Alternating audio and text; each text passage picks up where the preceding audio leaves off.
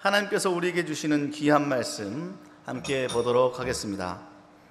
오늘 하나님께서 우리에게 주신 말씀은 누가복음 10장 1절부터 5절까지의 말씀과 사도행전 7장 55절부터 60절까지의 말씀입니다. 그 후에 주께서 따로 70인을 세우사 친히 가시려는 각 동네와 각 지역으로 둘씩 앞서 보내시며 이르시되 추수할 것은 많되 일꾼이 적으니 그러므로 추수하는 주인에게 청하여 추수할 일꾼들을 보내주소서 하라. 갈지어다 내가 너희를 보냄이 어린 양을 이리 가운데로 보냄과 같도다. 전대나 배낭이나 신발을 가지지 말며 길에서 아무에게도 문안하지 말며 어느 집에 들어가든지 먼저 말하되 이 집이 평안할지어다 하라. 스데반이 성령 충만하여 하늘을 우러러 주목하여 하나님의 영광과 및 예수께서 하나님 우편에 서신 것을 보고 말하되 보라 하늘이 열리고 인자가 하나님 우편에 서신 것을 보노라 한데 그들이 큰 소리를 지르며 귀를 막고 일제히 그에게 달려들어 성 밖으로 내치고 돌로 칠세 증인들이 옷을 벗어 사울이라 하는 청년의 발 앞에 두니라. 그들이 돌로 스데반을 치니 스데반이 부르짖어 이르되 주 예수여 내 영혼을 받으시옵소서 하고 무릎을 꿇고 크게 불러 이르되 주여 이 죄를 그들에게 돌리지 마옵소서. 이 말을 하고 자니라. 아멘. 이는 하나님의 말씀입니다.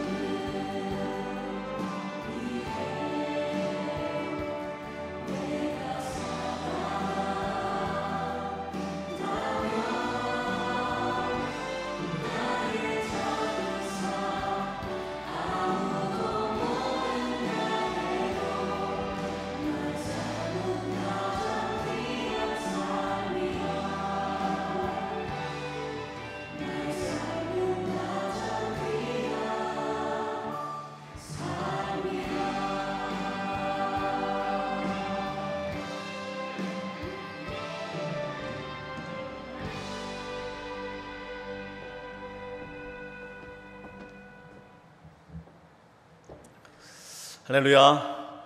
우리가 금방 보신 동영상은 우리 한소막 이름교회 2024년에 상반기에 있었던 전도와 선교의 활동들을 보셨습니다. 오늘 말씀을 통해서 우리 모두가 전도와 선교의 사명을 무장하고 그 사명을 감당하고자 작정하는 시간이 되었으면 좋겠습니다. 오늘은 특별히 설교의 제목을 다 함께 읽어보고 말씀을 시작하고자 합니다. 시작. 제자의 사명을 감당하는 선교적 교회. 오늘은 교회의 5대 사명 중 네 번째 시간으로 전도와 선교의 주제를 가지고 함께 나누고자 합니다. 여러분, 전도란 무엇이고 선교란 무엇입니까? 둘의 차이점을 혹시 알고 계십니까? 혹시 학자는 결국 같은 말이야 라고 주장하기도 하지만 조금의 차이가 있긴 있습니다. 우선 둘의 목적은 같습니다. 불신자들을 향하여 복음을 전하여 그 불신자들이 구원의 자리로 들어오도록 하고자 하는 목적은 명확히 같지요. 그런데 그 중에 전도는 조금 더 작은 의미입니다. 복음을 전하는 행동, 이것을 전도라고 이야기하죠. 그런데 선교는 좀 더 큰 의미에서 전도의 의미와 더불어 그 전도를 하기 위하여 하는 모든 행위들을 다 포함한 것을 우리는 선교다라고 이야기합니다. 그래서 우리는 흔히 국내에서 하는 것을 전도라고 생각하고 해외에서 하는 것을 선교라 생각하지만 국내에서도 전도를 목적으로 농촌 봉사 활동이나 나눔 섬김, 예를 들어 바퍼 사역, 모내기 등등도 다 무엇이라고 부르냐면 국내 선교라고 부르지 않습니까? 오늘 이 둘을 모아서 좀 더 포괄적인 의미인 선교라는 단어를 사용해서 전도와 선교의 주제를 한번 나누어 보고자 합니다. 여러분, 선교를 여러분들은 스스로 무엇이라고 정의합니까? 조금 전에 이야기했던 것처럼 선교의 범위는 아주 커요. 전도를 위한 모든 행동들을 다 선교라고 규정하기 때문에 이 사람은 이것이 선교라고 이야기하고 저 사람은 저것이 선교라고 이야기하기도 합니다. 저는 개인적으로 선교대학원에서 공부하면서 저의 편협했던 선교에 대한 이해가 좀 더 폭넓어지는 은혜를 입었고, 공부하면서 개인적으로 제가 선교란 무엇인지를 한번 정의해 보았습니다. 한번 보실까요? 선교란 하나님의 나라에 동참하는 모든 행위가 선교입니다. 하나님의 나라를 확장한다는 말을 우리는 많이 쓰고 있는데, 하나님 나라, 하나님의 통치하심이 없는 곳은 이 세상에 단 한 곳도 없기 때문에 동참한다는 말이 더 맞는 말입니다. 우리가 동참하지 않고 있는 것이지 하나님의 통치하심이 없는 것은 아니기 때문에 그렇습니다. 두 번째로, 성도 개인이나 교회가 하나님의 기준 안에서 더욱더 건강해지는 모든 일들은 다 어디에 속한다?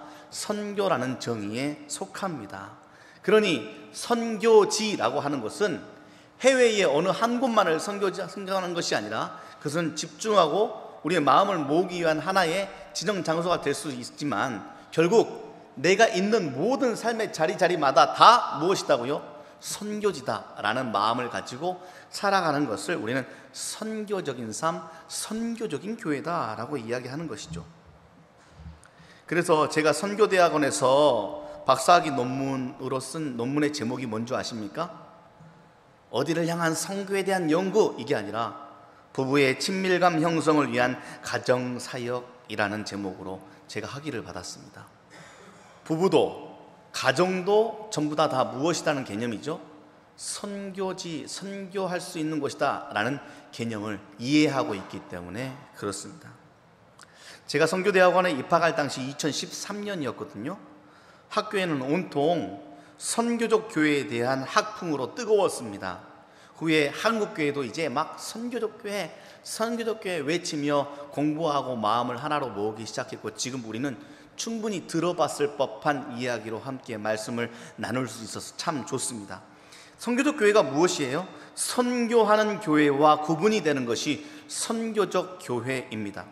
선교하는 교회라고 하면 선교를 단순한 어떠한 프로그램으로 이해하는 수준이라면 그보다 좀 더 성숙하고 전인적인 부분으로 이해하여 삶을 실질적으로 교회의 본질인 예수님의 파송받은 제자로서 그 사명을 가지고 내가 있는 가정에서도, 내가 있는 일터에서도, 내가 있는 삶의 자리자리에서도 예수님이 파송하신 제자로서의 삶을 살아내려고 더욱더 발버둥치며 건강해지는 일을 맛보는 것, 그 사람들이 모인 교회를 선교적 교회라고 이야기하는 것이죠. 그래서 우리는 교회의 본질을 재정비하고 훈련하며 하나님이 기뻐하시는 교회로 더욱더 성숙해져 가는 시대를 맞이하고 있습니다.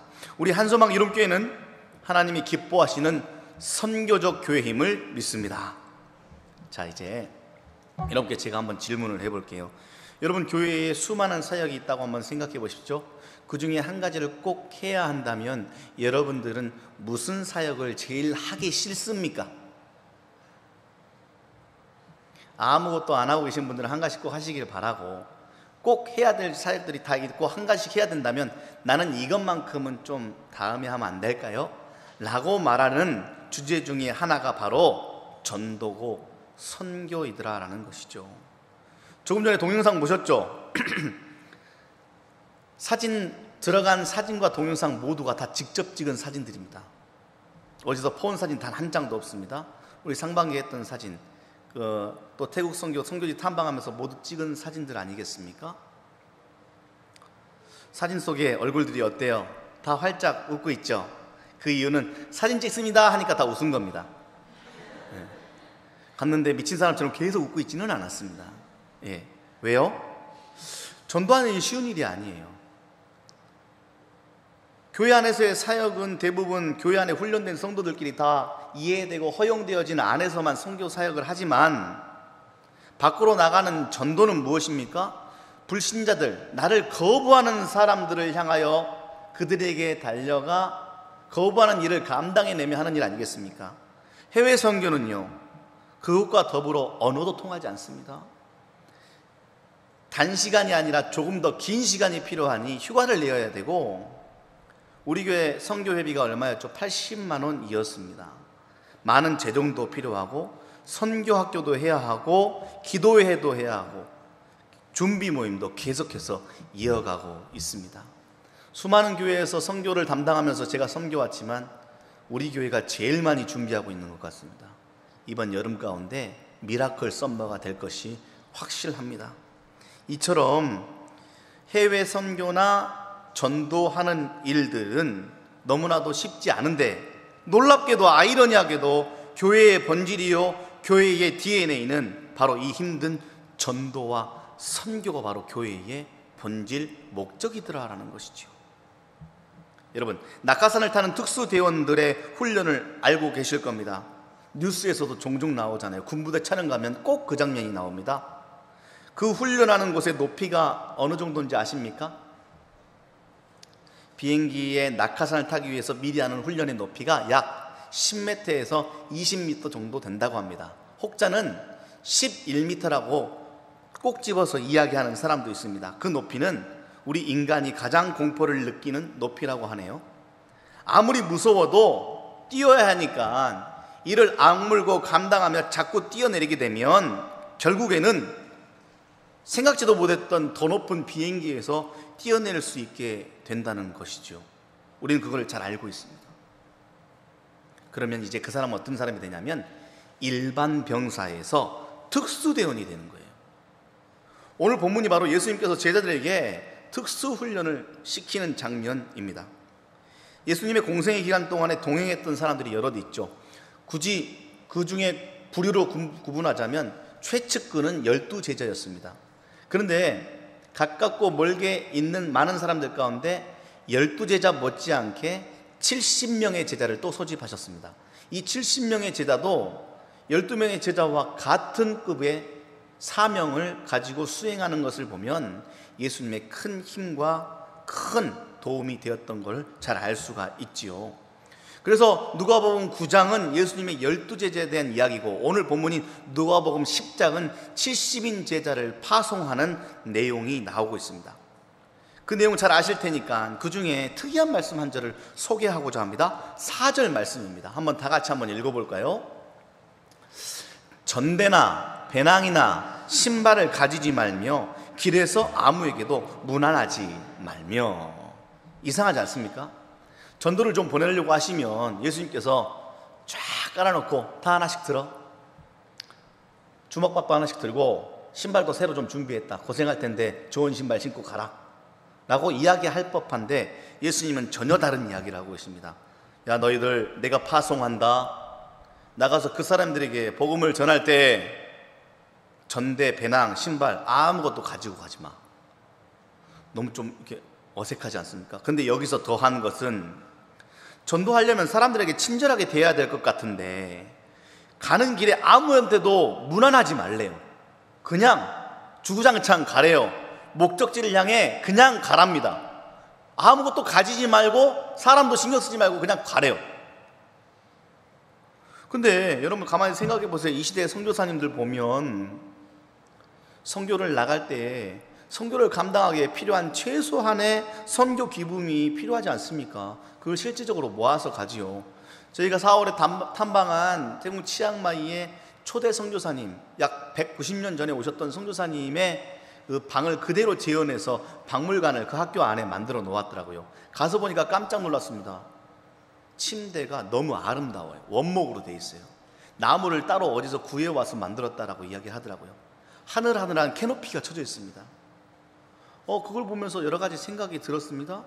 그렇다면 선교사님들은 무언가 잘못되고 있는 것인가? 그렇지 않지요. 이 시대의 목회자들이 쫄쫄 굶어가면서 아주 그냥 그렇게 목회를 해야 되겠습니까? 그렇지 않지요. 최소한의 생활에 대한 필요한 것들이 다 있지요. 여기서 말하는 전대나 배낭이나 신발이 필요하지요. 하루 이틀 할 것이 아니니까요. 롱런 해야 되지 않겠습니까? 그렇다면 예수님의 말씀은 무엇일까요? 좀 더 본질적인 차원에서 이를 이해해야 합니다. 예수님은 집중하라라고 이야기하고 있는 겁니다. 다 같이 한번 따라해 봅시다. 집중하라. 배낭이나 신발 같은 일상용품에 대한 걱정을 제발 좀 이제 접어두고, 내가 너희들에게 사명을 준다. 복음을 선포하라는 사명을 줬으니 너희들은 나의 제자잖아. 그러면 거기에 집중하면 돼. 지금까지 니들이 평이하게 살아왔던 전대나 배낭이나 신발에 관심 가지는 일을 멈추고 이제는 달려가. 목적지를 향해 달려가는 길 가운데 잘 있었니? 옷 어디서 샀니? 어머 머리 너무 예쁘다. 화장품 뭐 쓰니? 어떻게 지냐니? 건강은 어떠니? 얼굴 좋아 보이는데 뭐 먹니? 무슨 운동하니? 등등의 여러 가지 관계하는 일들도 잠시 멈춰두고 집중해야 할 때는 집중해라. 그래야만 된다라고 예수님이 제자들에게 훈련시키는 특수부대 훈련을 하고 있는 것이지요. 여러분, 이 말을 들으면 이런 생각이 들어요. 먹고 사는 문제, 사람들과 관계하는 일, 이게 우리의 기본적인 인생살인데 여기에 신경을 쓰지 말라는 말이 도대체 무슨 말이 이게 가능해? 근데 여러분 한번 솔직히 생각해 보세요. 기본적인 것을 갖춘 후에 실행하겠다고 다짐하면서 성공한 일이 얼마나 있습니까? 나중에 하겠습니다. 제가 이것만 해결되면 제가 진짜 열심히 하겠습니다 라고 하면서 한 일이 얼마나 있습니까? 대표적인 게 뭐예요? 다이어트 아니에요? 오늘만 먹고 내일부터가 계속 오늘이야. 이것처럼 우리의 인생은 늘 바쁘고 늘 부족해요. 세상 끝날까지 우리가 생각하는 전대나 배낭이나 신발 같은 그 이 필요가 충족되지 않을 수도 있습니다. 그러니 어떻게 해야 돼요? Right now, 지금 당장 가야 되는 겁니다. 집중해야 되는 것이죠. 근데 세상은 온통 이런 문제로 막 우리들을 휘몰아쳐요. 전대 없으면 죽을 것 같다라고, 신발 없으면 죽을 것 같다라고 이야기하고, 관계 없으면 네가 외로워서 죽게 될 것이야 라고 우리를 강요하지만, 예수님은 무엇이라 말씀하시냐면, 생존에 필요한 도구들을 준비하는 일에 에너지를 쏟다 보면 진짜 삶의 본질, 사명이 훼손될 수 있다. 네가 왜 사는지 까먹을 수 있다 라고 이야기하는 겁니다. 그것들은 아무리 많아도 근원의 차원에서 그 신발과 전대와 배낭이 우리의 삶을 절대로 풍요롭게 하지 않는다. 너를 풍요롭게 하는 것은 무엇이다? 바로 사명이다 라는 것을 정확하게 우리에게 알려주고 있습니다. 우리가 애쓰고 준비한 그 모든 것들이 우리 손에서는 언젠간 다 사라질 것이다 라는 것을 우리는 깨달아야 합니다. 하나님 나라를 선포하라고 파송받았다는 사실을 우리의 사명으로 받아들일 때 우리는 이 일을 감당하고 집중할 수 있습니다. 그래서 앞으로 한소망 이름교회는 계속해서 우리의 사명은 무엇입니까? 우리는 무엇을 위해 태어난 사람들이고 우리는 무엇을 위해 살 때 가장 의미 있고 행복한 존재가 됩니까? 그 일을 한번 연습합시다, 훈련합시다 라고 말하는 선교적 교회가 될 것입니다. 그런데 여러분, 남들은 못 보는데 그 사명을 붙든 사람들에게만 보이는 것이 있습니다. 마치 바둑의 최고수가 하수가 보지 못하는 바둑의 길을 아는 것처럼 사명을 받은, 예수님께 파송받은 제자들에게만 보이는 독특한 삶의 현상들이 있다라는 것이죠. 오늘 사도행전 7장 55절과 56절의 말씀을 한번 보십시오. 스데반의 이야기가 나오고 있습니다. 스데반이 지금 어떠한 현장이냐면 막 샤랄랄랄라 하면서 막 성령 충만해가지고 막 이러면서 뛰어다니면서 찬양하면서 무언가를 보는 게 아니라 회중들 앞에서 순교하기 직전에 보는 것을 성경이 담고 있는 거예요.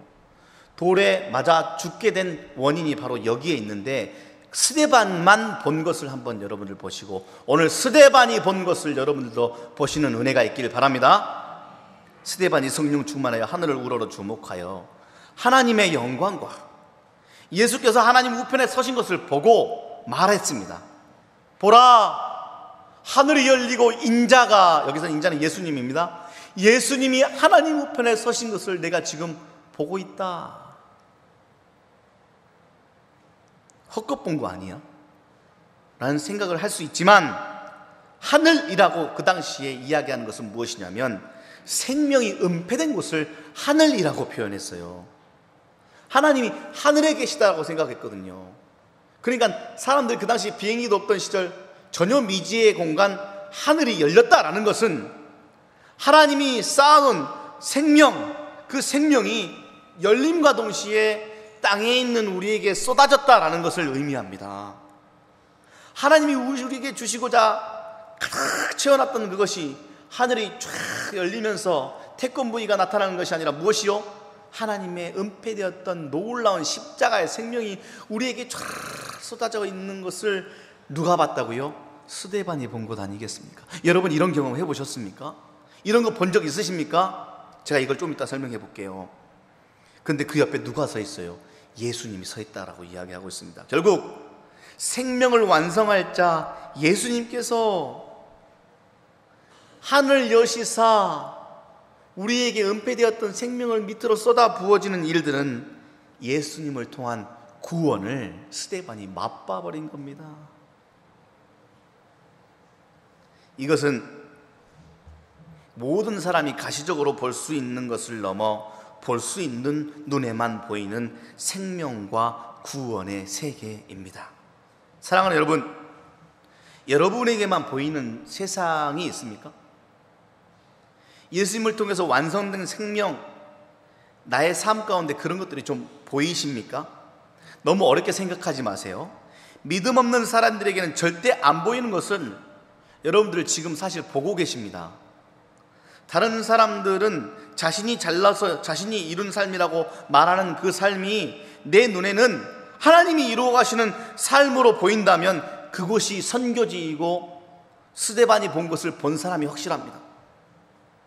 불신자들은 아주 하찮게 여기는 일, 심지어 야 주일에 가서 뭐하냐, 좀 더 쉬지, 그 돈이 나오냐 떡이 나오냐, 돈까지 갖다 바치냐 라고 말하는 헛된 일처럼 보일지 모르겠지만 나에게는 새로운 힘을 얻는 장소이고 감사의 제목이고 기쁜 일이라면 여러분은 하늘이 열리고 인자가 옆에 서 있는 것을 보는 스데반의 눈을 가진 사람이 확실합니다.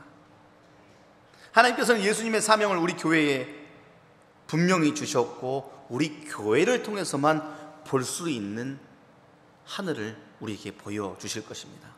가장 쉽게는 나의 VIP가 그것입니다. 남에게는 그냥 사람, 아는 사람일지 모르겠지만 나에게는 구원받아야 될 긍휼할 대상이라면 여러분들은 스데반의 눈을 가지고 계시는 것이죠. 첫 선교지인 태국 치앙마이가 바로 그것입니다. 남들에게는 관심조차 없는 곳일 수 있죠. 저도 몰랐어요. 저 태어나서 처음으로 태국을 가봤어요. 근데 왜 그곳이 오늘 우리 교회 눈에 쏙 들어와 가슴팍에 탁하니 자리 잡았습니까? 생판 모르던 그곳이 사명이 담긴 곳으로 특별해지기 시작했습니다. 놀랍고도 신비하지 않습니까? 예수님이 제자들을 보내신 그곳이 바로 오늘 우리에게는 태국일 수도 있겠네요. 네, 여러분, 안 보이면 그만인데 보였다면 그 사명을 감당해야 합니다. 이것은 명령이기 때문에 그렇습니다. 둘 중 하나로 감당합니다. 보내거나 내가 직접 가거나. 에이 목사님 지금 전도하고 여러분 태국 선교 광고하려고 그러시는구나 라고 생각하실 수 있습니다. 맞습니다. 교회가 이걸 광고하지 무엇을 광고합니까? 광고의 수준보다 저는 사실 좀 더 깊은 이야기를 함께 나누고자 합니다. 보였으면 해야 합니다. 그것이 제자의 사명입니다. 안 보이면 하고 싶어도 못하는 거예요. 하지만 보였잖아요. 그러면 얼렁뚱땅 하지는 말아야지요. 확실하게 감당해내야지요. 이것이 예수님의 명령을 삶의 최우선으로 여기는 제자된 우리들의 삶 아니겠습니까? 전도지와 선교지 이외에도 여러분 개인에게만 보여주시는 사람과 장소가 있을 것입니다. 그렇다면 가야죠. 해야죠. 우리는 그렇게 그것에 집중하며 사는 사람들입니다. 내 전대 봐라, 내 가방 봐라, 내 신발 봐라 라고 하면서 필요한 것들을 충족해 나가는 데에만 온통 몰입하고 집중하다가 결국 그것 준비해서 하고자 하는 일들은 다 까먹고 사는 삶이 아니라, 하나님이 전대나 배낭이나 신발을 가지지 말며 길에서 아무에게나 무난하지 말고 집중하라고 하는 그 사명에 집중하며 나에게만 특별히 보여주고 나에게만 관계토록 하신, 나에게만 보여주신 마음이 있다면 외면하지 말고 그거 붙들고 right now 지금 달려가면 놀랍게도 그걸 감당할 힘이 생깁니다.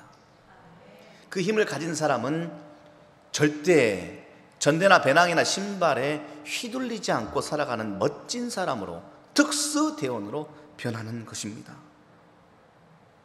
제자인 우리 역시 주님의 사명을 감당할 때에 가장 행복할 수 있습니다. 다른 이유로 행복할 수 있다는 것 다 거짓말입니다. 다시 한번 믿음의 선배인 스데반의 고백을 보십시오.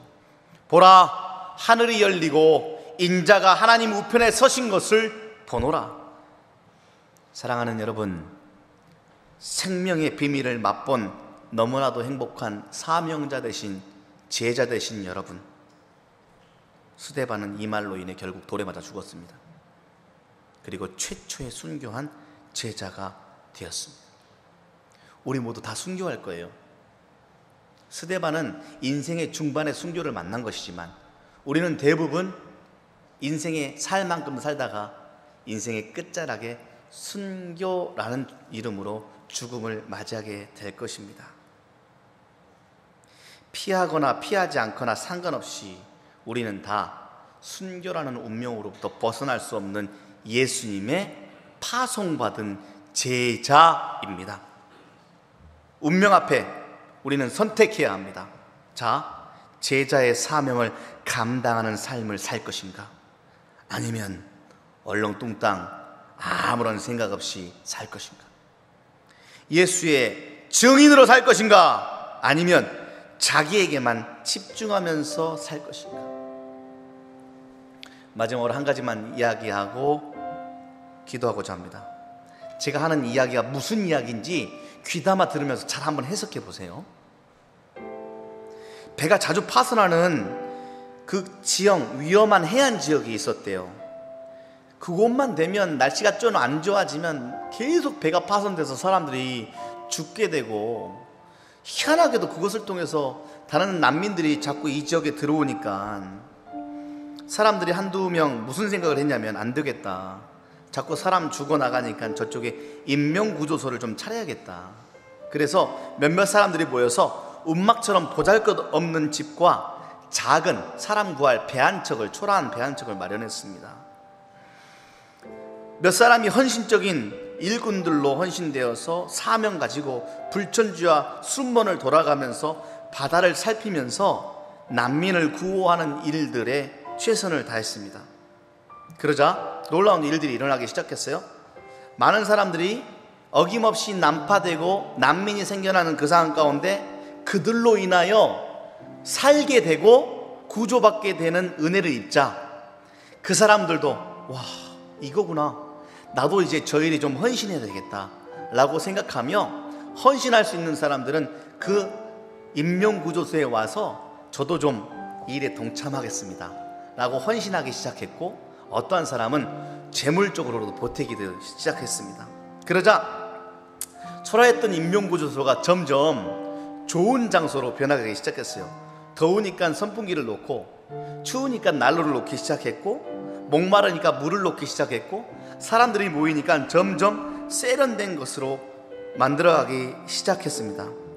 그러다가 결정적으로 돈이 좀 더 모이자 구조선에서 일할 사람들을 고용하기 시작했어요. 그 이유는 구조하기 위해 모인 사람들끼리 서로 교제하기 시작했는데, 노는 일들이 너무 좋다 보니까 이제 점점 무엇이? 사람을 구하는 일이 차선순위로 점점 밀려나가는 겁니다. 그래서 사람 많은 사람 가운데 누가 구조할 거예요? 누가 구조할 거예요? 라고 물어보니까 다 꺼려하니까 결국 불편한 마음에 우리 돈 있으니까 좀 모아서 사람 고용합시다 라고 해서 사람을 고용하기 시작했네요. 인명구조에 대한 이상이 화려한 그냥 무엇인가로 변모하고 인명구조소의 장식품으로만 전락하는 일들이 일어나고, 심지어 인명구조에 대한 열정은 냉각되어져 갔습니다. 그 즈음에 큰 배가 파산해서 고용된 구조선 선원들이 익사 직전에 있는 많은 사람들을 구조해서 데리고 왔어요. 누추하고 병들고 많은 인종이 섞인 난민들이 한꺼번에 우르르 몰려온 것 아니겠습니까? 그러자 그것 가운데 몰려있는 사람들이 야, 정말 수고하셨습니다 이런 게 아니라 불편해하기 시작했네요. 대책회의가 열렸습니다. 회의 결과가 무엇인지 압니까? 앞으로 구조당한 난민들은 이 구조선 안에 직접 들어오는 것이 아니라 저쪽에 목욕탕을 한 개 만들 테니 거기서 깨끗하게 씻은 후에 들어오십시오 라는 규정을 만들었습니다.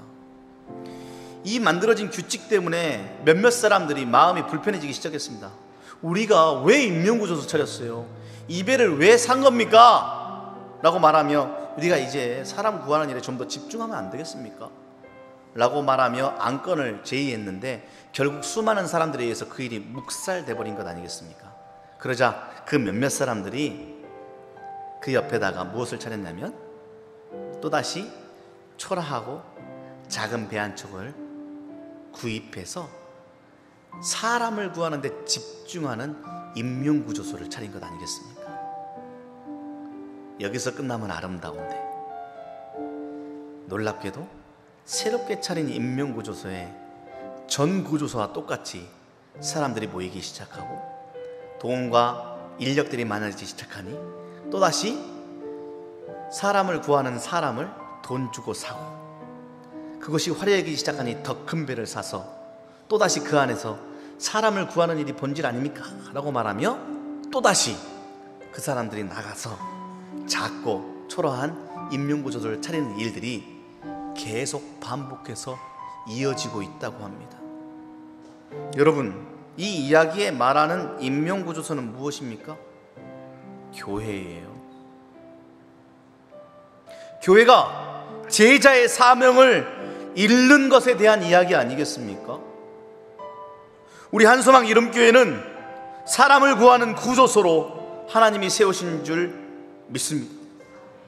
그 사명 잊지 않고 교회 전체에게 보여주신 사명, 각자 개인에게 보여주신 사명을 기쁨으로 감당하는 우리가 되어야 할 것입니다.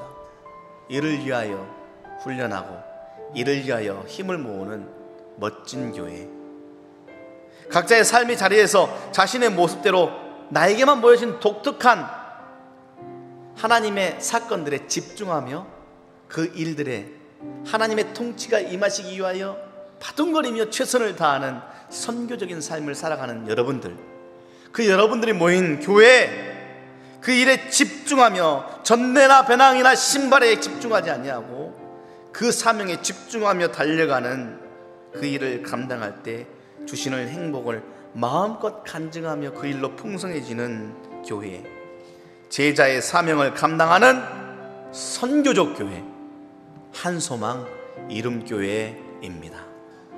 기도하겠습니다. 하나님, 우리는 무엇을 위해 이 땅에 태어난 사람들입니까? 하나님, 우리는 무엇을 향해 가야 하며 우리가 가야 할 곳은 무엇입니까?